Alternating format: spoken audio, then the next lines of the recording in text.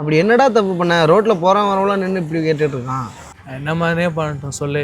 என் friends என்ன பேர் சண்டை போட்டிருந்தாங்க, தடுத்து விட்றதுக்காக போய் நின்னேன். என் மேலே பொய் கேஸ் தூக்கிட்டு போய் உள்ளே போகிறானுங்க.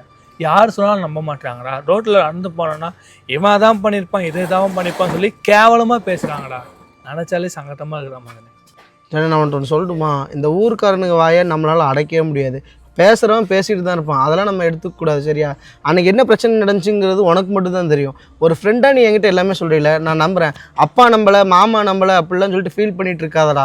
சரியா? நீ சொல்கிறது உண்மைதான் மதனே. ஊர்வை யாராலும் அடக்க முடியாது. ஆனால் எங்கள் அப்பா அம்மா சின்ன வயசில் சொல்லுவாங்க, யாராவது சண்டை போட்டான்னா கூட போய் நிற்காதடா, உன்னையும் உள்ளே பிடிச்சி கூட்டு போயிடுவான், இவனும் சண்டைக்குள்ளே இருந்தான்னு சொல்லுவாங்கன்னு.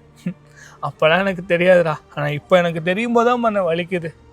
ரோட்டில் போகும்போதெல்லாம் கேவலமாக பார்க்குறானுங்க. இவன் அதை பண்ணியிருப்பான், இதை அவன் கெண்ணிருப்பான்னு சொல்லி ரொம்ப சங்கட்டமாக இருக்குடா. பொண்ணு கொடுக்க கூட யோசிப்பானுங்க மதனே. வாழ்க்கையில் எங்கே